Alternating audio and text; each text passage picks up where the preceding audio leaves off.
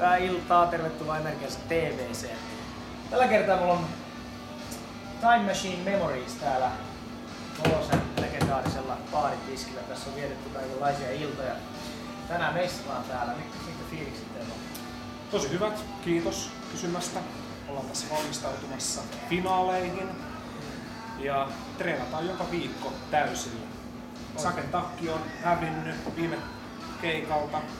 Niin, ja tää on nyt jo toinen takki, mikä on hävinnyt. Saatamme ollut 2 keikkaa Emergencyssä ja 2 takkia on luvassa.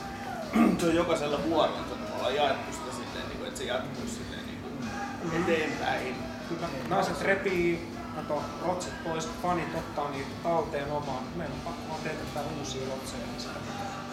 Kurjaa. Kyllä se on, mutta omalla tavallaan me ollaan valmistauduttu siihen. Meillä on pieni budjetti aina paneemalla. Teettekö te nyt uudet takit finaaliin vai?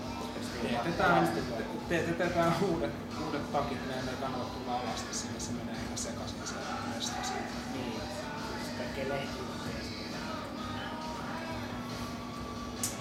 Okei, nää jätkät Nord Stream lauteella 10.5. ei alasti uusissa takeissa, olkaa siellä.